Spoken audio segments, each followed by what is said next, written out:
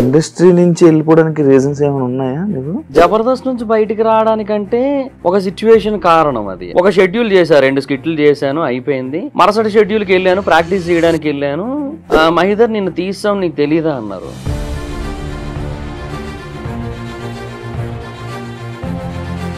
జబర్దస్త్ లో రాజకీయం నడుస్తుంది, భజన చేయడం కానీ లేకపోతే వాళ్ళ వెనక తిరుగుతూ. జీవనన్న వాళ్ళ అబ్బాయి బర్త్డే అని చెప్పి మొత్తం అందరినీ తీసుకెళ్లి పార్టీ ఇచ్చాడు ఇంటికి, భజన కోసమే. నువ్వు ఇంత స్ట్రైట్ ఫార్వర్డ్, నువ్వు ఇంత ఏదైనా ఓపెన్ గా మాట్లాడడం వల్ల నీకు ఇండస్ట్రీలో లైఫ్ లేదంటే యాక్సెప్ట్ చేస్తావా? యాక్చువల్ గా ఆర్పి అన్నకి నేను నచ్చిందే ఆ స్ట్రైట్ ఫార్వర్డ్నెస్ దగ్గర. ఇదే ఆర్పి సేమ్ ఇలానే ఇదే జబర్దస్త్లో ఉంటే మళ్ళీ జబర్దస్త్ నే తిట్టాడు, దాన్ని నువ్వు యాక్సెప్ట్ చేస్తావా? ఆయన మాట్లాడిన మాటలు అంటే 100% అయితే చెయ్యను. బట్ రాజ్ కుమార్ అన్న అని టాప్ మోస్ట్ రైటర్ జబర్దస్త్ మొత్తానికి ఆయనే నెంబర్ 1. అలాంటి పర్సన్ ఆ రోజు ఏమో ఇంకా సరే వర్క్ ఎక్కువ ఉంది కదా మళ్ళీ అన్ని ఎందుకు లేని తినేద్దాం అని చెప్పి వెళ్ళారు అక్కడికి. ఎగ్ అడిగితే ఎగ్ అయిపోయింది అన్నారు. సరే అయిపోయిందని చెప్పి ఏదో తింటూ ఉంటే మేనేజర్లు వచ్చి కూర్చున్నాక ఎగ్ బుర్జీ వెళ్ళింది, కళ్ళ ముందు నుంచి వెళ్ళింది. ప్రెసెంట్ నడుస్తున్న సీజన్ 9 గురించి ఏం చెప్తావు బ్రో? అగ్ని పరీక్ష జరిగింది. అగ్ని పరీక్ష అది లేదు బ్రో. అది జనాలందరూ కామనర్స్ అని సపోర్ట్ చేశారు. 9 మంది రిజెక్ట్ అయ్యారు, గుర్తుందా? వాళ్ళని కూడా బయటకు వెళ్తే గుర్తుపడతారుగా. ఇప్పుడు ఏంది వాళ్ళు కామనర్స్? ఇప్పుడు సెలబ్రిటీస్ పిక్చర్లేనా? ఈ సీజన్కి వెళ్ళినోడు పిచ్చోళ్ళే. సినిమా రివ్యూస్ ఇచ్చే వాళ్ళ మీద సినిమా వాళ్ళు ఎప్పుడు నెగిటివ్ గానే ఉంటారు. సో ఆల్రెడీ ఇంత ముందు ఒక 2-3 సినిమాల్లో ఏదైతే కాన్సెప్ట్ వచ్చిందో దాన్ని అడిదిప్పి ఇప్పుడు ఇంకో సినిమా కింద రిలీజ్ చేశారు అనుకో, దానికి మనం ఎందుకు ఫ్రెష్ గా డబ్బులు ఇవ్వాలి? నువ్వు సినిమా వాళ్ళు ఎంతో కష్టపడి ఒక సినిమా తీస్తారు, అందులో మ్యాటర్ ఏంటి అనేది చెప్పి ఒక రివ్యూ వెంటనే తీసి అదే మార్నింగ్ పెట్టేస్తే. నేనైతే స్టోరీ చెప్పను, స్టోరీ చెప్పే వాళ్ళు చాలా మంది ఉన్నారు. మరి దాని మీద అంటే ఒకసారి రివ్యూర్ గా నువ్వు సపోర్ట్ చేస్తున్నట్ట. యూట్యూబర్ నా అన్వేషణ మీద ఏంటి? నాకు మంచి ఫ్రెండ్ ఆయన. కొన్నిసార్లు పేరెంట్స్ మీదకి ఫ్యామిలీ మీదకి వెళ్తూ ఉండి మాట్లాడుతూ ఉంటాడు. ఈ ఫ్రెండ్ అని సపోర్ట్ చేస్తున్నావా? ఐస్లాండ్ వెళ్ళి అక్కడ వాటర్ ఫాల్స్ కొన్ని చూపించాడు ఆయన. అసలు ఎంత ఖర్చు అయినా పర్లేదు, జీవితంలో ఏదో ఒక టైంలో అక్కడికి వెళ్ళాలనే ఫీలింగ్ వచ్చింది నాకు. దానికి 4 లక్షల వ్యూస్ వచ్చింది. ఆయన ఒక యూట్యూబర్నో ఒక ఇన్ఫ్లుయెన్సర్నో తిడుతూ వీడియోలు చేస్తే 20-30 లక్షల వ్యూస్ వస్తాయి. ఇక్కడ ఎవరి తప్పు? ఇలా రివ్యూస్ ఇస్తావు, లేకపోతే కొన్ని ఇష్యూస్ మీద మాట్లాడుతావు. అవును, ఎట్లు పడ్డాయి ఎప్పుడైనా? అందరూ అంటున్న మాటలకి ఆపేయాలంటే మనం ఫస్ట్ ఆపేయాల్సింది మన ఊపిరి. హైదరాబాద్ వచ్చిన కొత్తల్లో పొద్దున్న తిండే మళ్ళీ రాత్రి తినేవాడిని. సో అలాంటి ఒక సిచ్యువేషన్ లో ఉన్నప్పుడు నాకు ఎవరైనా ఇప్పుడు నెగిటివ్ కామెంట్లు పెట్టేటోళ్ళు ఎవరైనా వచ్చి నాకు ఏమైనా పెట్టారు? హాయ్ హలో నమస్తే, నేను మీ anchor Shiva. Welcome to iDream media. ఈరోజు మన ముందున్న గెస్ట్ మహిదర్ వైబ్స్. ఆయనతో మాట్లాడి చాలా విషయాలు తెలుసుకోవాలని ఉంది. ఎప్పటి నుంచో మాట్లాడదాం, కాస్త డిస్కషన్ చేసుకుందామని ఎప్పటి నుంచో అనుకుంటున్నాం, కానీ ఇప్పుడు కుదిరింది. తనతో మాట్లాడి తన బిగ్ బాస్ జర్నీ, తన యూట్యూబ్ జర్నీ అండ్ తన పర్సనల్ లైఫ్ జర్నీ గురించి మనకు తెలియని తెలుసుకునే ప్రయత్నం అయితే చేద్దాం. హాయ్ బ్రో, ఎలా ఉన్నావు? హాయ్ బ్రో, బాగున్నాను. బాగున్నా. చాలా నాళ్ళు అయింది కలిసి చాలా నాళ్ళు అయిపోయింది. ఇంటర్వ్యూ చేద్దాం అనుకుంటే కుదరట్లే, ఏదో ఒక సిచ్యువేషన్ కదా.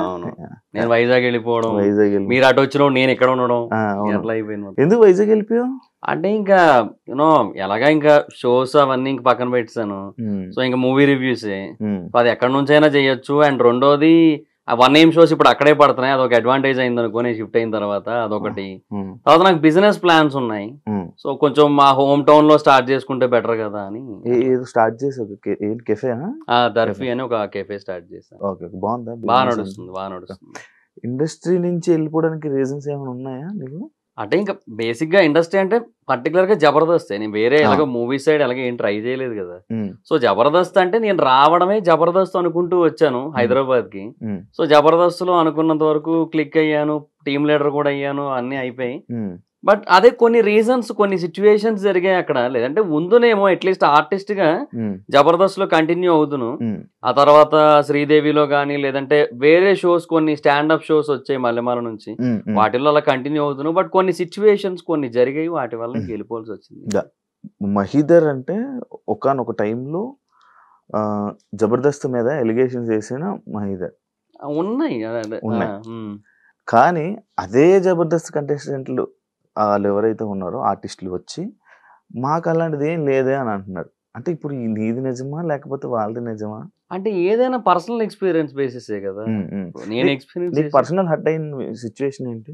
ఏది, ఏ విషయంలో? జబర్దస్త్ నుంచి బయటికి రావడం కానీ లేకపోతే లోపల జరుగుతున్న సిచ్యువేషన్స్ కానీ. అంటే జబర్దస్త్ నుంచి బయటికి రావడానికంటే ఒక సిచ్యువేషన్ కారణం. అదేంటంటే ఇక మా టీం తీసేశారు కరోనా తర్వాత. నన్ను జీవన్ టీమ్ లీడర్స్ గా పెట్టారు కదా. కరోనా తర్వాత మా టీం తీసేసి శంకర్ అన్నని తాగుబోతు రమేష్ అన్నని తీసుకొచ్చారు. వాళ్ళు ఏదో కొత్తగా ట్రై చేయాలనుకున్నారు, మేబీ రేటింగ్స్ బాగా వస్తాయేమో, ఓల్డ్ పీపుల్ నౌన్ పీపుల్ కదా అని తీసుకొచ్చారు. ఓకే, తర్వాత నన్ను చంటి అన్న టీంలో వేశారు. అయితే ఆర్టిస్ట్ గా కంటిన్యూ అవుతున్నాను, ఓకే. బట్ చంటి అన్న ఏంటంటే ఒక 2-3 స్కిట్లలో బాగానే ఇచ్చారు కానీ అందరు మొత్తం నేను 4 షెడ్యూల్లో 5 షెడ్యూల్లో చేశాను నేను. బట్ అది ఏమైపోయిందంటే ఒక కొన్ని క్యారెక్టర్స్ ఉంటాయి, అంటే అవి టీంలో ఇంపార్టెంట్ మెంబర్ అనుకున్న వాళ్ళకి ఇచ్చేదైతే ఖచ్చితంగా కాదు. ఎందుకంటే జబర్దస్త్ ఒక ప్యాటర్న్ ఉంటుంది, దాన్ని బట్టి ఇస్తారు. జైలు కొట్టే క్యారెక్టర్ ఒకటి ఉంటది, సో దానికి ఒకరోజు నాకు ఇచ్చారు ఆ క్యారెక్టర్. సో అవి చేశాను నేను, ఆయన చెప్పారు, నేను చేశాను, అయిపోయింది. ఎందుకంటే నేను అన్న ఇలాంటివి నేను చెయ్యనన్నా అంటే యారగెంట్ ఫీల్ అవుతారు, అలా యారగెన్స్ గా మాట్లాడినట్టు ఫీల్ అవుతారు. అందుకని అలా ఏం చెప్పకుండా చేశాను, కానీ నాకు బాధ వేసింది.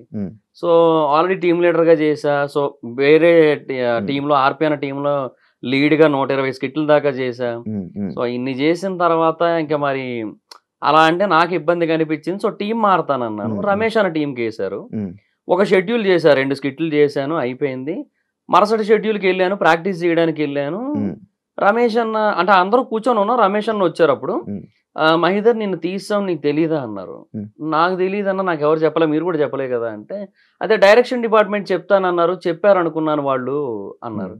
నాకు ఎవరు చెప్పలేదని చెప్పి డైరెక్షన్ డిపార్ట్మెంట్ దగ్గరికి వెళ్ళా. వాళ్ళు చెప్పింది ఏంటి, బేసిక్గా ఈయన దాంట్లోంచి శాంతికుమార్ గారు బయటకు వెళ్ళారని కదా నీకు అక్కడ పెట్టింది, ఆయన మళ్ళీ వచ్చేసారు. అండ్ ఆయనతో పాటు నరేష్, మన జబర్దస్త్ నరేష్ ఉంటాడు కదా, తను కూడా వచ్చేసాడు ఆ టీంకి.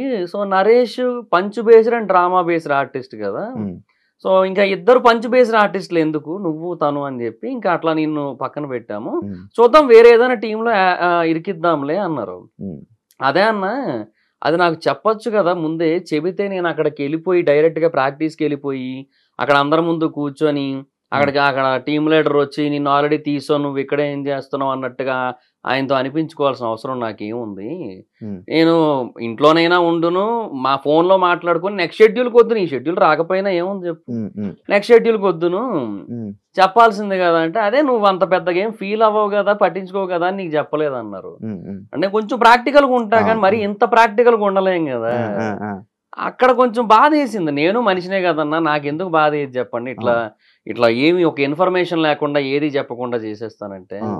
అప్పుడు అక్కడ నాకు ముందు చెబితే నేను ఈరోజు రాకపోదును, వచ్చి అక్కడ అట్లా అనిపించుకోకపోదును కదా అని ఆ మూమెంట్ లో నాకు అనిపించింది, this is not my place ఇంకా ఎనీ మోర్ అని చెప్పి. ఇంకా అంతే, ఇంకా ఆ మూమెంట్ లో వెళ్ళాను, కీర్తి గారి దగ్గరికి వెళ్ళాను. సార్ని ఇట్లా, సార్ నేను ఇంకా ఉండలేను సార్, టీమ్ లీడర్ గా అయితే ఉంటాను లేంటి వెళ్ళిపోతాను అన్నాను. సార్ ఏమో ఏమైనా అదిరిన్ సైడ్ ఏమైనా ఆఫర్స్ ఏమైనా వచ్చాయా అన్నారు. అప్పటికి అదే కొత్తగా పెట్టారు, 3 months అయింది అది పెట్టి. భరత్ అన్న, నితిన్ అన్న, చంద్రన్న, ఆర్పి అన్న. సో అడిగారు, లేదా అదేం లేదు సార్, నాకు ఇక్కడ ఇట్లా అయ్యింది, ఎదురైంది కొన్ని సిచ్యువేషన్స్, సో నేను ఉండలేను సార్, టీమ్ లీడర్గా అయితే ఉంటానంటే వెళ్ళిపోతాను అన్నాను. 3 days టైం ఇవ్వమన్నారు. ఆ తర్వాత 3 days తర్వాత లేదన్నారు. సరే అని వచ్చాను. ఏంటి ప్రాబ్లం, నీ కంటెంట్ ప్రాబ్లమా లేకపోతే? అంటే ఆల్రెడీ టీమ్ లీడర్స్ ఫిల్ అయిపోయి ఉన్నాయి స్లాట్స్.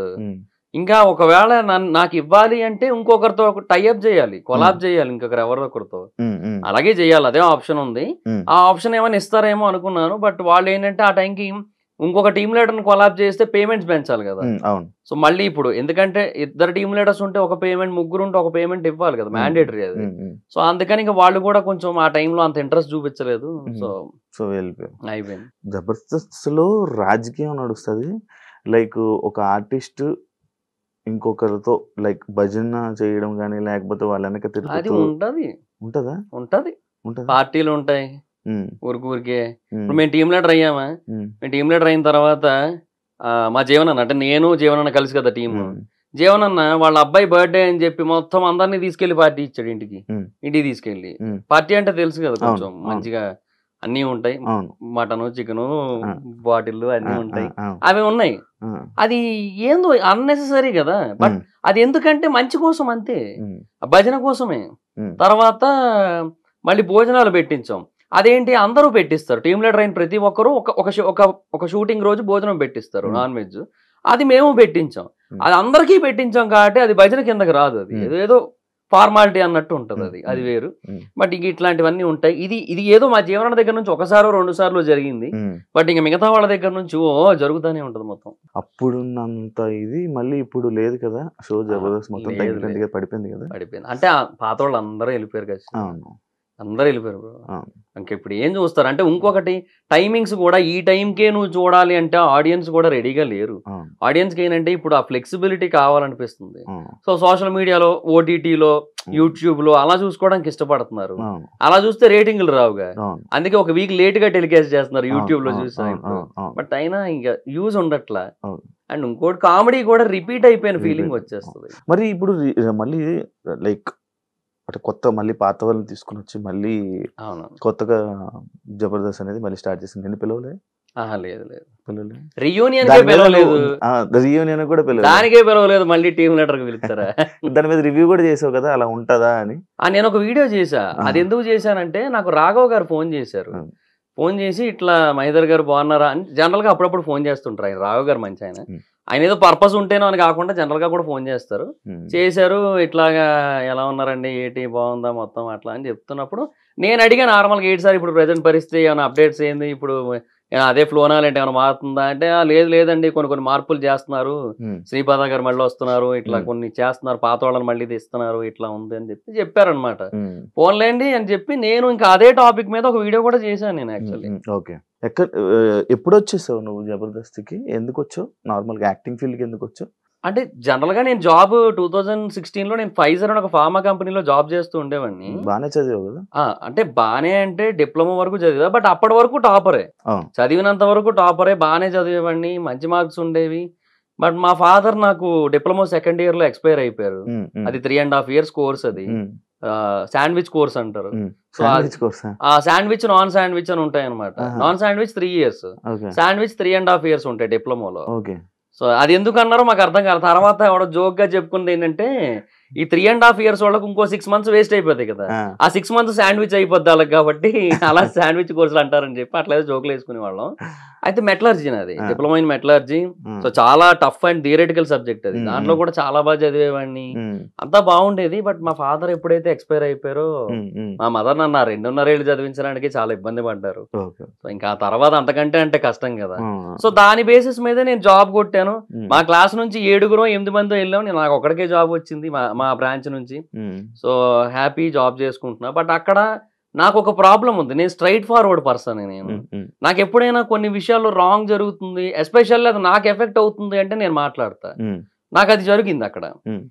ఏబిసి జనరల్ జీ 4 షిఫ్ట్లు ఉంటాయి అక్కడ. మాది సి పడింది అనుకో, వర్క్ బిలో జరగాలనుకో, అక్కడ జరగదు వర్క్. ఆ షిఫ్ట్ ఇన్ఛార్జ్ అందరికంటే సీనియర్, మా షిఫ్ట్ ఇన్ఛార్జ్ అందరికంటే జూనియర్.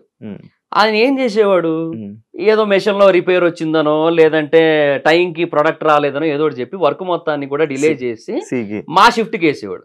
మా షిఫ్ట్ ఇన్ఛార్జ్ ఏమో సరే మనం అలాగే చేద్దామంటే, లేదు మనం చేసేయాలి అనేవాడు. ఎందుకు, వాడికి ఫర్దర్ గా వచ్చే బెనిఫిట్ల కోసం. వాడి దాంట్లో ఎక్కువ వర్క్ అయ్యిందంటే ఆబ్వియస్లీ వాడికి పేరు కదా, సో దానికోసం అని చెప్పి చేయించేవాడు. ఇలా ఒక 4 సార్లు జరిగింది. నాకు చిరాకేసింది చెప్తుంటేనేమో, మహిదర్ హమ్ చోటీ లోగ్ హేనా ఉస్కే సామ్నే, so we have to adjust అనేవాడు ప్రతిసారి కూడా. అంటే హిందీ, ఆయన తెలుగు రాదు. ఇట్లా చెప్తా ఉండేవాడు. ఇంకా నాకు చిరాకేసి మేనేజర్కి వెళ్ళి వీళ్ళందరి మీద కంప్లైంట్ ఇచ్చాను. అందరూ నాకే అగెనిస్ట్ అయిపోయారు, మేనేజర్తో సహా నన్నే తిట్టారు. వీళ్ళందరి మీద, మేనేజర్ మీద కూడా కలిపి సీనియర్ జనరల్ మేనేజర్ కంప్లైంట్ ఇచ్చాను. ఇట్లా మిస్టేక్ అక్కడ జరుగుతుంటే నన్ను బ్లేమ్ చేస్తున్నారు, మళ్ళీ అడిదిరిగి దాన్ని అసలు సాల్వ్ చేయడం మానేసి అనేసి. అతను నన్నే తిట్టాడు. అంటే ఇంకా నన్నే ఏమంటారు, సీరియస్ అయ్యాడు నా మీదే మొత్తం అంతా. వీళ్ళందరి మీద హెచ్ఆర్ డిపార్ట్మెంట్ కంప్లైంట్ చేశాను. ఇంకా ఆయన ఒకటే అన్నాడు, హెచ్ఆర్ ఇంత జరిగిందని ఆయన తెలిసిన తర్వాత, నువ్వు ఇట్లా కంప్లైంట్లు చేసుకుంటూ పోతే ఎక్కడికి వెళ్తావు చెప్పు, ఏం ఉండదు, నీ మాట ఎవరింటారు అబ్బా, నా మాటే సరిగ్గా వినరు, కొంచెం ఏదో వాళ్ళకి నచ్చింది వాళ్ళు చేస్తారు, ఏమనంటే we know the department of production 100% more than something ఏదో చెప్తారు. సో అలాంటప్పుడు మనం వాళ్ళకి ఏమంటాము, నువ్వు చెప్పింది వినేస్తే ఇంకేమి, నువ్వే అడ్జస్ట్ అవ్వాలి, నువ్వు ట్రైనీ జూనియర్ ఎగ్జిక్యూటివ్, నువ్వు నీ పొజిషన్ కి నువ్వు ఎక్స్పెక్ట్ చేసే కమాండింగ్ ఏమైనా సంబంధం ఉందా అంటే ఇంకా నేను ఇంకేం చేయాలో అర్థం కాక ఆయన ఒకటే అన్నాడు, ఉంటే ఉండు లేదా మానేసే అబ్బా, అది ఏం ఈ నోటీస్ పీరియడ్ లో గట్రా కూడా ఏమొద్దు, డైరెక్ట్ గా ఒక మెయిల్ పెట్టేసి వెళ్ళిపో, మానేయాలనుకుంటే ఏ రోజైనా నేను చూసుకుంటాలే అన్నాడు ఆయన. నీకు అంటే లైక్ నువ్వు ఇంత స్ట్రైట్ ఫార్వర్డ్, నువ్వు ఇంత ఏదైనా ఓపెన్ గా మాట్లాడడం వల్ల నీకు ఇండస్ట్రియల్ లైఫ్ లేదంటే యాక్సెప్ట్ చేస్తావా? అది కూడా ఉంది, బట్ దాని వల్ల కూడా కొంతవరకు మేబీ నాకు కొంచెం ఏమంటారు ఆ సపోర్ట్, ఆ రీచ్ అనేది వచ్చింది. యాక్చువల్ గా ఆర్పి అన్నకి నేను నచ్చిందే ఆ స్ట్రైట్ ఫార్వర్డ్నెస్ దగ్గర, అండ్ రెండోది నా మెమరీ పవర్ దగ్గర. బేసిక్ గా స్కిట్ లో జబర్దస్త్ లో ఏంటంటే వాళ్ళ డైలాగులు మటుకే వాళ్ళు గుర్తుపెట్టుకుంటారు, నేను అలా కాదు, స్కిట్ మొత్తం గుర్తుపెట్టుకొని అందరితో నేను ప్రాక్టీస్ చేయిస్తాను. స్టేజ్ మీద ఒకళ్ళు ఎవరైనా మర్చిపోతే అందరికీ నేనే అందిస్తా. సో అదొక్కటి ఆర్పి నాకు బాగా నచ్చింది, అందుకు తీసుకున్నారు అట్లా. సో ఓకే, ఆ స్ట్రైట్ ఫార్వర్డ్నెస్ నాకు దెబ్బ కొట్టిందిలే కొన్నిసార్లు, అది ఒప్పుకుంటా. నేను బోల్డ్ దొబ్బులు పడ్డాయి నాకు దాని వల్ల, కానీ ఇంకా తప్పదు. ఆర్పి గురించి మాట్లాడుతున్నావు కాబట్టి, ఇదే ఆర్పి సేమ్ ఇలానే ఇదే జబర్దస్తులు ఉంటే మళ్ళీ జబర్దస్త్ నే తిట్టాడు, దాన్ని నువ్వు యాక్సెప్ట్ చేస్తావా ఆయన మాట్లాడిన మాటలకి? అంటే 100% అయితే చెయ్యను, బట్ కొన్ని కంప్లైంట్స్ అయితే వాస్తవమే. ఇప్పుడు అక్కడ ఎలా ఉంటదంటే రైటర్లకి ఆర్టిస్టులకి ఇంపార్టెన్స్ ఇవ్వకుండా మేనేజర్లకి ఫుడ్ విషయంలో ఇంపార్టెన్స్ ఇవ్వడం అనేది జరిగింది. ఒకరోజు రాజ్ కుమార్ అన్న అని టాప్ మోస్ట్ రైటర్ జబర్దస్త్ మొత్తానికి, ఆయనే నెంబర్ 1. అలాంటి పర్సన్ ఆయన ఎప్పుడో కానీ ఇక్కడ తిండబ్బా ప్రొడక్షన్ లో, ఆయన బాక్స్ తెప్పించుకుంటాడు, లేదంటే ఆయన ఆర్డర్ పెట్టుకుని తింటాడు ఆయన. అలాంటి పర్సన్ ఆ రోజు ఏమో ఇంకా సరే వర్క్ ఎక్కువ ఉంది కదా మళ్ళీ అన్ని ఎందుకు లేని తినేద్దాం అని చెప్పి వెళ్ళారు అక్కడికి. ఎగ్ అడిగితే ఎగ్ అయిపోయింది అన్నారు. సరే అయిపోయిందని చెప్పి ఏదో తింటూ ఉంటే మేనేజర్లు వచ్చి కూర్చున్నాక ఎగ్ బుర్జీ వెళ్ళింది, కళ్ళ ముందు నుంచి వెళ్ళింది. వెళ్తా ఉంటే ఇందాక అయిపోయింది అన్నావు కదా, ఇప్పుడు ఎక్కడి నుంచి వచ్చింది అంటే ఇది మేనేజర్ల కోసం సెపరేట్గా ఉంచింది. పెద్ద గొడవ అయింది, చాలా పెద్ద ఇష్యూ అయింది. నెక్స్ట్ డే ఏం చేశారు చెప్పనా, ఓవరాల్గా ఎగ్ తీసారు. ఇప్పుడు ఏం చేయాలి, యాక్చువల్గా అందరికీ ఎగ్ పెట్టాలి, అది కదా చేయాల్సింది. ఎగ్ మొత్తం తీసారు. ఇంకా మిగతా జోకులు వేసుకున్న ఫోన్లే రైస్ కోసం గొడవ లేదు, రైస్ కోసం తీసేసిన మొత్తం అని చెప్పి ఇంకా అట్లా అయిపోయింది అక్కడ పరిస్థితి. ఉన్నది బ్రో, కొన్ని ఉన్నాయి అక్కడ. అంటే నేను ఏమంటానంటే అక్కడ పర్సనల్ ఇంట్రెస్ట్లు ఉంటాయి, ఒకరికి కొంతమంది అంటే ఫేవరిజం ఉంటది, దాన్ని బట్టి చూపిస్తుంటారు. అది అసిస్టెంట్ డైరెక్టర్లకి కావచ్చు, డైరెక్టర్స్ లో కావచ్చు, ఉండొచ్చు ఏమో. బట్ 100% అని నేను చెప్పను. నాకు 1-2 చోట్ల ఎఫెక్ట్ అవుతుంటది, నా కళ్ళ ముందు తెలుస్తుంటది నాకు ఇట్లా జరిగి ఉండొచ్చు అని చెప్పి. నాకు ఎఫెక్ట్ అయ్యింది, నేను అర్థం చేసుకోగలను, నాకు ఆ మాత్రం తెలివి లేదా, తెలుస్తుంది కదా ఏ రీజన్స్ వల్ల అనేసి. వాళ్ళు ఏదో కవర్ చేసుకుంటారు స్కిట్ కోసం, స్కిట్ బాగా రావడం కోసం, అది ఇదని అంటారు. బట్ అది ఓవరాల్ గా ఏ కారణం చేత అలా జరుగుతుందో మనకు అర్థం అవుతుంది కదా, జరిగాయి అట్లా అంతే. జాబ్ వదిలేసి ఇండస్ట్రీకి వెళ్ళావు, ఏం నేర్చుకున్నావు నువ్వు? అక్కడ అవ్వలేదు, ఇప్పుడు ఇక్కడ జాబు లేదు నీకు, ఇక్కడ జబర్దస్త్ లో నీకు కావాల్సిన ఫీల్డ్ లేదు. అంటే ఇనీషియల్ గా నేను అనుకున్నదైతే నేను అచీవ్ చేయగలిగాను అట్లీస్ట్. సో ఆది అన్న స్కిట్లు చూశాను స్టార్టింగ్ లో, నాకు నేను అలా రాయగలను అనిపించింది, అదే కాన్ఫిడెన్స్ తో వెళ్ళాను. ఒక 5 స్కిట్లు రాసుకొని, ప్రొడక్షన్ రెడ్ అన్న అని ఒక ఆయన ఉంటారు, ఆయన నన్ను సరే నువ్వు ఈ రోజు కాదు షూటింగ్ 18న ఉంది, ఆ రోజు రా తమ్ముడు జూలై 18 అని చెప్పి ఆ రోజు పిలిపించి వెంకన్నకు పరిచయం చేశాడు. వెళ్ళాను, వెంకన్న దగ్గర రైటర్ గా ఒక 7 షెడ్యూల్ చేశా. తర్వాత ప్రకాష్ అన్న టీమ్ లో ఆర్టిస్ట్ గా ఒక 7 షెడ్యూల్ చేశా. అభి అన్న టీమ్ కి వెళ్ళా, అటు నుంచి అవినాష్ అండ్ కార్తీక్ అన్న టీమ్ కి వచ్చా, ప్రసాద్ అండ్ నరేష్ టీమ్ కి వచ్చా, లాస్ట్ అండ్ ఫైనల్ గా ఆర్పి అన్న టీంకి వచ్చాను. సో చాలా మంచి పేరు వచ్చింది. ఇప్పటికీ బయటకు వెళ్తే గుర్తుపడతారు, జబర్దస్త్ కదా అండి మీరు, జబర్దస్త్ లో చేశారు కదా అని చెప్పి. అంటే అప్పటికిప్పటికి బాడీలో టూ మచ్ చేంజెస్ రాలే, కొంచెం లావ్ అయ్యాను, కొంచెం ఫేస్ సేమ్ ఉంది, ఫేస్ కొంచెం సిమిలర్ గానే ఉండడం వల్ల గుర్తుపడుతుంటారు ఇప్పటికీ కూడా.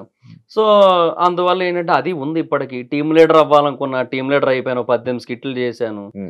ఇంకా అది అయిపోయింది. ఇంకా అంటే నేను అందులో అచీవ్ చేయాలనుకున్నది అయిపోయింది.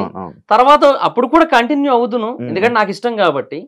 ఎందుకంటే నేను ఓన్లీ జబర్దస్త్ అనుకునే వచ్చా ఇండస్ట్రీకి, సినిమాలు అదేం లేదు నాకు, అలా అనుకుని వచ్చా, అందులో ఉంది నేను. బట్ అదే జరిగిన కొన్ని సిచ్యువేషన్స్ వల్ల ఇంకా అయిపోయింది. మహిదర్ వైబ్స్ ఏంటి అది పేరు ఎందుకు పెట్టావు? అది అంటే అప్పట్లో ఏదో ఒక యూనిక్ నేమ్ ఉండాలి అనేది ఒక పాయింట్, మళ్ళీ నా పేరు కూడా ఉండాలనేది ఒక పాయింట్. సో ఆ టైంలో ఎక్కడో అలా చదువుతూ ఉంటే గుడ్ వైబ్స్ బ్యాడ్ వైబ్స్ అని చెప్పి సంథింగ్ అలా ఉంటాయి కదా. సో అవే అలా చూస్తూ అది కొన్ని కొటేషన్లు ఏవో చదివినప్పుడు సరే వై నాట్ మహిదర్ వైబ్స్, అంటే నీ వైబ్స్, నా వైబ్స్, నా నుంచి ఎట్లాంటి వైబ్స్ వస్తాయి కొన్ని కంటెంట్స్ మీద అనే ఆస్పెక్ట్ మీద పెట్టాను. స్టార్టింగ్ లో కొంతమందికి అది పలకడం నాక మహిదర్ వైబ్సా, ఎంతమంది వైబ్స్ అన్నా అనేటోళ్ళు, అట్లా ఉండేది. రివ్యూస్ ఇస్తూ ఉంటావు, అవునవును. లైక్ జనరల్ టాపిక్ మీద రివ్యూ ఇస్తావు, అవునవును. సినిమా టాపిక్ మీద రివ్యూ బిగ్ ఇస్తావు, బాస్ మీద బిగ్ బాస్ మీద కూడా రివ్యూస్ ఉంటుంది. ఒక్కొక్క టాపిక్ గురించి మాట్లాడుకుంటాం. ఓకే. జనరల్ టాపిక్స్ మీద రివ్యూస్ ఇచ్చినప్పుడు నీకు ఎంత ఇన్ఫర్మేషన్ తెలుసు, నీకు నచ్చింది నువ్వు చెప్తావా, లేకపోతే బయట జరిగిందే ఎలా తెలుసుకుని నువ్వు చెప్తావు? అంటే నీ ఒపీనియన్ అన్నట్టు చెప్పేస్తుంటావు. లైక్ ఒకటి డిసైడ్ చేసేస్తావు. ఇప్పుడు ఒక వైఫ్ ఒక బాయ్ ఫ్రెండ్ ఒక గర్ల్ ఫ్రెండ్, వీళ్ళిద్దరికి గొడవలు అయ్యింది, నేనేం చంపేసింది, ఈయన చంపేసింది, ఒకరి మీద తప్పు అన్నట్టు మాట్లాడేసి రివ్యూ చెప్తూ ఉంటాను అనుకుందాం. ఎలా చెప్తున్నావు? ఎలా వస్తుంది ఇన్ఫర్మేషన్? ఏమి ఇది చేస్తావు, రీసెర్చ్ చేసి చెప్తావు? బేసిక్ గా ఏమంటే దాని గురించి వేరే వాళ్ళు, అంటే వాళ్ళకి తెలిసిన వాళ్ళు ఎవరో ఒకరు డెఫినెట్ గా మీడియా ముందుకు వస్తారు, మాట్లాడతారు. వాళ్ళ ఒపీనియన్స్ ఏవైతే ఉంటే అవన్నీ ఒక చోట చేరుస్తా. అలాగే దాన్ని ఎవరైతే టెలికాస్ట్ చేస్తారో వాళ్ళ సైడ్ నుంచి మనకి multiple aspects of points reveal అవుతుంటాయి. అవి ఒక సైడ్ రాసుకుంటా. తర్వాత అంటే రాసుకోవడం ఇన్ ద సెన్స్ మైండ్ లో పెట్టుకుంటా. ఇవన్నీ మైండ్ లో పెట్టుకుంటా ఒక దగ్గర. స్క్రిప్ట్ ఎప్పుడు రాయలేదు దేనికి కూడా. ఆటోమేటిక్ గా ఒక ఫ్లో వచ్చేస్తుంది, అర్థమైపోతుంది. తర్వాత కొన్ని ఆర్టికల్స్ ఉంటాయి, న్యూస్ ఆర్టికల్స్. అది తెలుగులో కావచ్చు, ఇంగ్లీష్ లో కావచ్చు, న్యూస్ ఆర్టికల్స్ ఉంటాయి. ఆ ఆర్టికల్స్ అన్ని కూడా రిఫర్ చేస్తాను, వాటి గురించి అర్థం చేసుకుంటా. సో ఓవరాల్ గా చదివినప్పుడు మనకున్న ఆ ఏమంటారు ఆ సెన్స్, ఆ సిక్స్ సెన్స్ అనలేము, అది జస్ట్ లైక్ మనకు అనిపిస్తుంది, ఏదో అనిపిస్తుంది కదా ఆ మూమెంట్ లో. సో ఇది రైట్, ఇది రాంగ్ అని అనిపిస్తుంది కదా, ఆ బేసిస్ మీద చెప్తాను. ఒకవేళ అక్కడ ఒపీనియన్స్ మ్యాటర్ అయినట్టయితే, అక్కడ ట్రూత్ ఏమీ రివీల్ కాలేదు ఇంకా అన్నట్టయితే, అప్పుడు నా ఒపీనియన్ చెప్పేస్తాను. ట్రూత్ రివీల్ అయితే దాని గురించే మాట్లాడుకుంటాం, అంతే. నెక్స్ట్ బిగ్ బాస్ రివ్యూస్ గురించి మాట్లాడదాం. మీరు కూడా వెళ్ళారు. మీరందరూ ఈ బిగ్ బాస్ రివ్యూలు ఇచ్చేటప్పుడు రివ్యూవర్లు అందరూ అనుకొని ఈయన్ని బ్యాడ్ చేయాలి, ఈయన్ని మంచి చేయాలి అని చెప్పి ఒకప్పుడు ఒక స్క్రీన్ షాట్ అనేది బయటికి రిలీజ్ అవ్వడం జరిగింది. ఓకే, అవునా? ఒక స్క్రీన్ షాట్ రిలీజ్ అయ్యింది. లైక్ అరే ఈ కంటెస్టెంట్ వెళ్తున్నాడు, వీడిని మనం బ్యాడ్ చేయాలి, ఈ కంటెస్టెంట్ బిగ్ బాస్ లోకి వెళ్తున్నాడు, వీడి కొంచెం మనం సపోర్ట్ చేయాలి అని చెప్పి ఇలా పట్టుకొని ఒక స్క్రీన్ షాట్ రిలీజ్. అది నిజమా? మీకు ఏమనిపిస్తుంది చెప్తావా? లేదు, నాకేమనిపిస్తే అదే చెప్తా నేను. అలా ఏం ఉండదే. ఇది ఎప్పుడు మీకు జరగలేదు? మీరు ఎప్పుడు రివ్యూవర్లు ఎప్పుడు మాట్లాడుకోలేదా? అంటే నేను శ్రీను 65 మాట్లాడుకుంటాం, because we both are friends from Jabardasth. Jabardasth లో చేసాడు తను కూడా, సో అట్లా పరిచయం. ఆదిరెడ్డి గారితో అప్పుడప్పుడు మాట్లాడుతుంటాను, అది చాలా రేర్ గా. ఆయన ఫ్యామిలీ పర్సన్, ఆయన చాలా ఏమంటారు బిజీ ఉంటారు ఆయన. సో ఆదిరెడ్డి గారితో అప్పుడప్పుడు మాట్లాడతాను, అంతే. సో బట్ ఎప్పుడు కూడా మా మధ్య ఒక కంటెస్టెంట్ గురించి ఎక్కువ డిస్కషన్ రాదు. సీనుకి నాకు బిగ్ బాస్ కోసం వస్తుంది, ఫ్లో ఎలా వెళ్తుంది, ఇలా కాకుండా ఇంకోలాగా వెళ్తే ఏమైనా బాగుంటుందా అని మేమేం మాట్లాడుకుంటాం. వాటి గురించి నాకు అనిపించిన నేను చెప్తా, తనకు అనిపించిన తను చెప్పుకుంటాడు. అట్లా మేము ఆ కలెక్టివ్ పాయింట్స్ అన్ని కలిపి ఒక వీడియో చేస్తుంటాం మేము, అంతే తప్ప ఏ రోజు కూడా ఒక కంటెస్టెంట్ కోసం అయితే లేదు. ఒక సీజన్ 5 అనుకుంటా, బిగ్ బాస్ సీజన్ 5 లో లైక్ రివ్యూవర్ల వల్లే ఒక కంటెస్టెంట్ బయటకు వచ్చారు అని చెప్పి ఒక ఇష్యూ జరిగింది. అండ్ అది పక్కన పెడితే, అంటే ఒక కంటెస్టెంట్ ని ఈ కంటెస్టెంట్ ఇలా అంటే జనాలందరూ ఆల్రెడీ షో చూస్తారు, కానీ ఒక కంటెస్టెంట్ ని నువ్వు ఇదే అని చెప్పి మీరు ఇలా డిసైడ్ చేయడం వల్ల జనాలు మైండ్ సెట్ మ్యానిపులేట్ అయిపోద్ది అంటే నువ్వు యాక్సెప్ట్ చేస్తావా? అంటే బేసిక్ గా బిగ్ బాస్ రివ్యూస్ చూసేది ఎందుకంటే, ఇది నాకు ఇలా అనిపించింది, నా ఒక్కడికే అట్లా అనిపించిందా, నీకు కూడా అట్లానే అనిపించిందా అనేది కన్ఫర్మ్ చేసుకోవడానికి చూస్తారు Bigg Boss reviews. So reviews ఏంటంటే, ఇప్పుడు నాదైనా లేదంటే ఆదిరెడ్డి గారిదైనా లేదంటే సీను రివ్యూస్ అయినా, మా అందరు రివ్యూస్ ఏ బేసిస్ మీద చూస్తారంటే, వాళ్ళ ఒపీనియన్స్ మా ఒపీనియన్స్ తో మ్యాచ్ అవుతున్నాయో లేదో చూడడానికే చూస్తారు మాక్సిమం. సో అంతే తప్ప, సో అందువల్ల ఇన్ఫ్లుయెన్స్ అంత ఉండదని నేను అనుకుంటున్నా. బట్ టూ మచ్ రీచ్ ఉంటది కాబట్టి ఆదిరెడ్డి గారి సైడ్ నుంచి కొంత ఇన్ఫ్లుయెన్స్ ఉంటుంది. టూ మచ్ రీచ్ కదా, ఇప్పుడు ఆయన ఎప్పటి నుంచో చేస్తూ ఉండడం వల్ల ఆయనకు చాలా మంచి రీచ్ ఉంది దాంట్లో. సో డెఫినెట్ గా కొంత ఇంపాక్ట్ ఉంటది, డైలీ చెప్తుంటారు కాబట్టి. అవును, ప్రతి ఒక్కటి డైలీ ఇది చెప్పాలి. అవునవును, నా సీజన్ లో నువ్వు నాకు బాగానే చెప్పాలి. బాగా నువ్వు బాగాడు. Thank you so much. ఇప్పుడు ప్రెసెంట్ నడుస్తున్న సీజన్ 9 గురించి ఏం చెప్తావు బ్రో? అది ఇంకా వెరీ ఎర్లీ టు జడ్జ్. 2 రోజులు అయింది కదా, అగ్ని పరీక్ష జరిగింది. అగ్ని పరీక్ష అది లేదు బ్రో, అది ఇప్పుడు కామనర్స్ తీసుకున్నారు కదా బ్రో, జనాలందరూ కామనర్స్ అని సపోర్ట్ చేశారు. మరి ఇప్పుడు అగ్ని పరీక్ష చేశారు, మరి ఎందుకు అలా అంటున్నావు? ఇప్పుడు నా పాయింట్ ఏంటంటే, సరే ఆ అగ్ని పరీక్ష అనేది కామనర్స్ అట్లా కాదు. బేసిక్ గా వీళ్ళు పీపుల్ కి కనిపించకుండా వీళ్ళే కొన్ని ఆడిషన్స్ చేయాలి. ఒక 10-15 టెస్ట్లు కావాలంటే పెట్టండి, రన్నింగ్ టెస్ట్లు కూడా పెట్టండి కావాలంటే. బట్ అది ఇండోర్ లో జరగాలి, వాళ్ళ మధ్యలోనే జరగాలి. అక్కడ ఎవరెవరు ఉంటారో నీకు తెలుసు, అందరూ ఉంటారు, పెద్ద పెద్దోళ్ళు అందరూ ఉంటారు. రఘువంశ కులపతి, నీలమేఘ శ్యాముడు, రాఘవుడు అందరూ ఉంటారు అక్కడ. సో రాముల వారి పేర్లే అన్నీని. సో వాళ్ళంతా ఉంటారు అక్కడ. సో వాళ్ళందరూ ఏవైతే పెట్టారో ఇది 4 గోళ్ల మధ్య జరిగి ఆ జూరీ మెంబర్స్ కింద మేబీ వాళ్లే ఉన్నా పర్లేదు, ఇప్పుడు ఈ అభిజిత్, బిందు మాధవి, నవదీప్ వీళ్ళని పెట్టినా పర్లేదు, కానీ అది అక్కడ జరిగి వాళ్ళని డైరెక్ట్ గా సెలెక్ట్ చేసి పంపిస్తే బెటర్. అలా కాకుండా వాళ్ళకి ఇవన్నీ పెట్టి ఇవన్నీ చేసి వాళ్ళకి ఆల్రెడీ ఒక ఆడియన్ బేస్ ని, ఒక ఇంప్రెషన్ ని, ఒక ఫ్యాన్ బేస్ ని క్రియేట్ చేసేసి మళ్ళీ లోపల పంపిన తర్వాత వీళ్ళు కామనర్స్ అని చెప్తే ఇంకేంది అది? వీళ్ళు ఎట్లా కామనర్స్ అవుతారు? ఇప్పుడు జనరల్ గా ఒకటి మాట్లాడుకుందాం. ఇప్పుడు బిగ్ బాస్ కి వెళ్ళడానికి ముందు నీ ఇంటర్వ్యూస్ చాలా మంది చూశారు.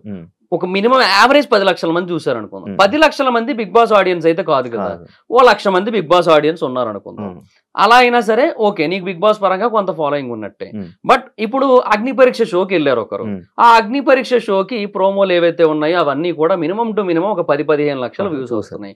అవన్నీ బిగ్ బాస్ ఆడియన్స్ వ్యూసే, ఒక్కటి కూడా అవుట్ సైడ్ ఆడియన్స్ కాదు, కంప్లీట్ గా pure Bigg Boss audience views. లేదంటే మెయిన్ షో కాకుండా ఇది కూడా చూస్తారు బిగ్ బాస్ ఫ్యాన్స్ కాకపోతే వాళ్ళు కాబట్టే చూస్తారు.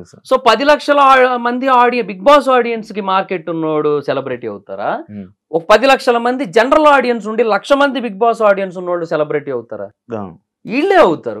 ఆబ్వియస్లీ వీళ్ళే ఎక్కువ మంది తెలిసారు, వీళ్ళకే ఓట్లు ఎక్కువ పడతాయి. సో అప్పుడు ఆ సెలబ్రిటీ వర్సెస్ కామనర్ అనే కాన్సెప్టే ఇల్లాజికల్ అయిపోయింది. అట్లా అయిపోయిన తర్వాత మళ్ళీ ఇంక అక్కడ తీసుకెళ్లి వీళ్ళు కామనర్స్, వీళ్ళు సెలబ్రిటీస్, మీరు అవుట్ హౌస్ లో ఉండండి, మీరు లోపల ఉండండి, మీరు ఓనర్స్, మీరు టెనెంట్స్, మీరు రెంట్ కట్టకుండా ఉంటున్న టెనెంట్స్, ఎందుకు ఇవన్నీ? కానీ లోపలికి వెళ్ళాక సెలబ్రిటీలే నాగార్జున గారి ముందు నిలబడ్డ మూమెంట్ నుంచి కూడా కాదు, అగ్ని పరీక్షలోకి ఎంటర్ అయినప్పటి నుంచే వాళ్ళు సెలబ్రిటీస్. అండ్ ఇప్పుడు ఫర్ ఎగ్జాంపుల్ వాళ్ళ 6 లోపలికి వెళ్ళారు, వాళ్ళ 6 సంగతి తీసేసి 9 మంది రిజెక్ట్ అయ్యారు, గుర్తుందా? వాళ్ళని కూడా బయటకు వెళ్తే గుర్తుపడతారుగా. ఇప్పుడు ఏంది వాళ్ళు కామనర్స్? ఇప్పుడు ప్రసన్న అన్న ఉన్నాడు, ఆయన ఇన్స్పిరేషనల్ జర్నీ ఉంది, ఆయన బయటికి పోతే గుర్తుపడతారు. ఇప్పుడు ఆయన ఇప్పుడు కామన్ మేనా? కాదు కదా, అట్లా ఎట్లా అవుతుంది? అంటే ఇప్పుడు సెలబ్రిటీస్ పిచ్చోళ్ళేనా? ఈ సీజన్కి వెళ్ళినోడు పిచ్చోళ్ళే. కానీ మారిపోతుంది కదా, ఇప్పుడు మారితే ఫైన్, మారితే ఓకే. ఎందుకంటే వీళ్ళ యాటిట్యూడ్ లెవెల్స్ మారిపోయి అది పీపుల్ కి అర్థమయ్యి ఓవరాల్ గా జస్టిఫికేషన్ జరిగితే ఓకే. అందరూ ఒకలాగే ఉంటే ఇబ్బంది ఏం లేదు బ్రో. ఏమంటే బిగ్ బాస్ డిఫరెన్స్ చూపిస్తా, కామనర్స్ వర్సెస్ సెలబ్రిటీస్ అని చెప్పి పెట్టి మళ్ళీ లోపలికి వెళ్ళిన తర్వాత సరే మమ్మల్ని ఇట్లాగా మిమ్మల్ని అట్లాగా అని చెప్పి బిగ్ బాస్ డివైడ్ చేశాడు కదా అని చెప్పి వాళ్ళు అలాగే ఉంటేనేమో సింపతి కార్డులు వస్తుంటాయి, సింపతి కార్డులు స్వైపింగ్ స్టార్ట్ అవుతుంటది. అది ఏంటి టోటల్ రివ్యూ ఏంటి బిగ్ బాస్ 9 మీద? ఏమో దే ఆర్ ప్లానింగ్ గుడ్. అంటే 2 హౌస్లు అనే కాన్సెప్ట్ పెట్టారు. సార్ కొంచెం ఏమో గేమ్స్ టాస్క్ అవి కూడా కొంచెం డిఫరెంట్ గా ఉంటాయి అంటున్నారు. మరి ఒకవేళ అలాగైతే ఫైన్, కానీ ఆడియన్స్ కనెక్ట్ అవ్వలేదు అంటున్నారు. ఇంకా ప్రస్తుతానికి అవ్వలేదు కదా, ప్రస్తుతానికి అయితే అవ్వలేదు, ప్రస్తుతానికి ఏం ఎక్కలే. ఎందుకంటే ఇప్పుడు సెలబ్రిటీల కింద వచ్చిన వాళ్ళలో కూడా 3-4 తప్పిస్తే ఎవరు తెలుసు అబ్బా. బేసిక్ గా బిగ్ బాస్ లో ఒక కాన్సెప్ట్ ఉంటది అన్న, అదే ఉంటది బ్రో. ఏదో ఫ్లోలో ఏదేదో వచ్చేస్తున్నాయి, బ్రో అంటున్నాను, అన్న అంటున్నాను, ఏదేదో వస్తున్నాయి. సో బిగ్ బాస్ లో కాన్సెప్ట్ ఉంటది. ఇప్పుడు ఒక పర్సన్ ఆల్రెడీ మనకి బయట బాగా తెలుసు. ఇప్పుడు శివ అనే పర్సన్ యాజ్ అన్ ఇంటర్వ్యూవర్ గా బాగా తెలుసు. హీఈస్ ఆల్వేస్ కాంట్రవర్షియల్ అప్పట్లో, ఇప్పుడు కొంచెం సెటిల్డ్. సో అప్పట్లో చాలా కాంట్రవర్షియల్. ఇలాంటి ఒక కాంట్రవర్షియల్ పర్సన్ బిగ్ బాస్ లోకి వచ్చి ఎలా ఉంటాడు? That's a question mark. ఆ క్వశ్చన్ మార్క్ రైజ్ అయినప్పుడే క్యూరియాసిటీ బిల్డ్ అవుతుంది. అలాంటి క్యూరియాసిటీ ఒక్కరి విషయంలో చూపించి ఈ సీజన్ రీతు చౌదరి విషయంలో కూడా లేదు. అదేదో కాంట్రవర్సీ అయింది కానీ బట్ ఏమో అంతేం అనిపించలే. ఇమాన్యుల్ యాజ్ అన్ ఎంటర్టైనర్ గా అక్కడ అలాగే ఉంటాడు, ఇక్కడ అలాగే ఉంటాడని మనకు తెలుసు. ఇంకెవరు తనుజ గారు, ఆవిడ సీరియల్ యాక్ట్రెస్ గా తెలుసు. బట్ అట్లా చూసుకున్నా కూడా అది ఆవిడ రియాలిటీని ఎప్పుడు ఎక్స్పోజ్ చేయలేదు. ఇప్పుడు యాజ్ అన్ ఇంటర్వ్యూర్ గా ఇది నీ రియాలిటీ. యాజ్ ఏమంటారు అన్నిటినీ ఎక్స్పోజ్ చేసే వ్యక్తిగా బాబు గోగినేని గారితో ఒక రియాలిటీ ఉంది. ఆయన లోపలికి వచ్చినప్పుడు ఎలా ఉంటారు అనేది ఒక క్వశ్చన్ మార్క్. అవన్నీ ఫామ్ అవుతాయి. బట్ అలా ఎవ్వరికీ లేదు ఈ సీజన్ అసలు, అందుకే ఎక్కదు. బట్ చూస్తూ ఉంటే ఎక్కుతుంది, అది టైం పడుతుంది. సినిమా రివ్యూస్ లోకి వెళ్ళిపోతాం. మూడో topic cinema reviews. Like cinema reviews ఇచ్చే వాళ్ళ మీద సినిమా వాళ్ళు ఎప్పుడు నెగిటివ్ గానే ఉంటారు. ఎందుకు అంటావు? అంటే సమ్ టైమ్స్ పాజిటివ్ ఉంటారు, but most of the times negative ఉంటారు. ఎందుకు రీజన్?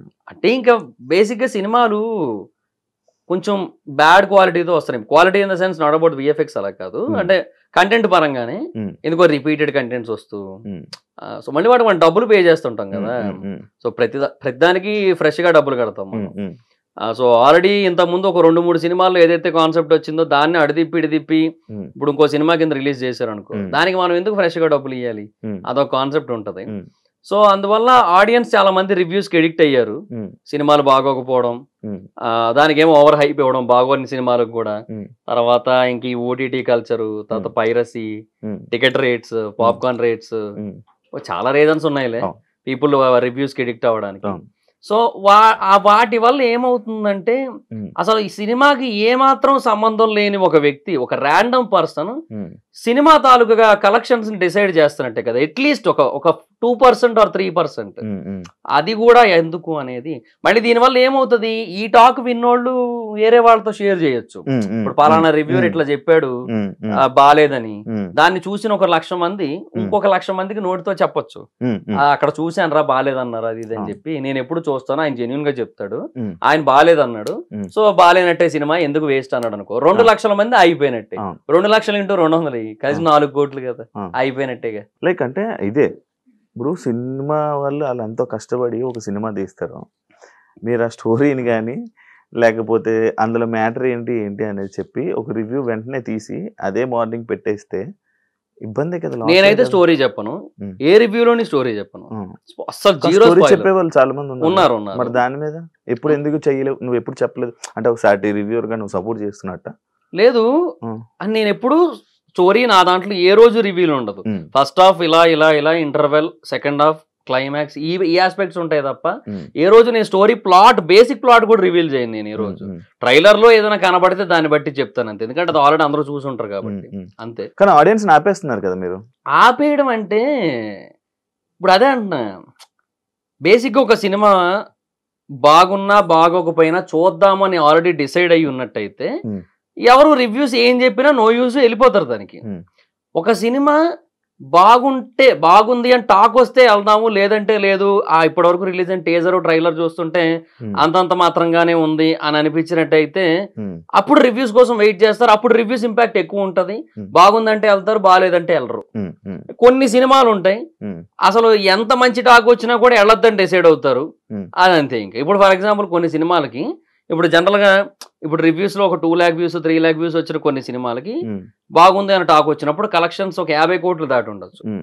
కొన్ని సినిమాలకి బాగుంది అని టాక్ వచ్చినప్పటికీ అంతే వ్యూస్ వచ్చినప్పటికీ కూడా రివ్యూస్ లో కలెక్షన్స్ 5 కోట్లే ఉండొచ్చు, అంతే ఉంటది. ఇప్పుడు ఫర్ ఎగ్జాంపుల్ చాలా సినిమాలు ఉంటాయి, పృథ్వీరాజ్ సుకుమారన్ గారిది ఆడు జీవితం సినిమా వచ్చింది, దానికి మంచి టాకే వచ్చింది మన దగ్గర, అంటే కొంచెం లాగ్ అయిందనే ఫీల్ వచ్చినప్పటికీ కూడా ఆ కాన్సెప్ట్ ని చాలా అప్రిషియేట్ చేశారు, ఆయన డెడికేషన్ అప్రిషియేట్ చేశారు. బట్ మన దగ్గర ఏం రాలేదు, దానికి కలెక్షన్స్ ఏమంతా లేవు. అట్లా కొన్నిటికి వస్తాయి, కొన్నిటికి రావు.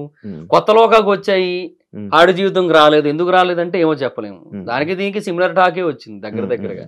ఎంత సంపాదించావు యూట్యూబ్ ఛానల్? ఒకటి అని కాదు, అన్ని కలిపి 2019 నుంచి చేస్తున్నా. సో అప్పటి నుంచి ఇప్పటి వరకు ప్రమోషన్స్ అన్ని కలిపి more than 1 ఉంటది. more than 1 year. 1 year YouTube నుంచి. అంటే జబర్దస్త్ జబర్దస్త్ నుంచి ఏం రాలేదు పెద్ద. ఎంత ఇచ్చేవాళ్ళు అప్పుడు? అందరూ 1000 రూపాయలే. ఆర్పిఎన్ నాకు ఫస్ట్ 70 స్కిట్లకి 1000 రూపాయలు ఇచ్చారు, తర్వాత ఒక 50 స్కిట్లు 60 స్కిట్లకి 2000 ఇచ్చారు. 70 స్కిట్లు 1000? ఎప్పుడు 2019 అంటే అంతే. 19 అంటే 18 నుంచి ఆర్పిఎన్ దగ్గర 18 నుంచి చేశాను నేను. 18 కూడా కాదు, 17 ఎండింగ్ లోనే ఎప్పుడో చేశాను నేను ఆర్పిఎన్ దగ్గర.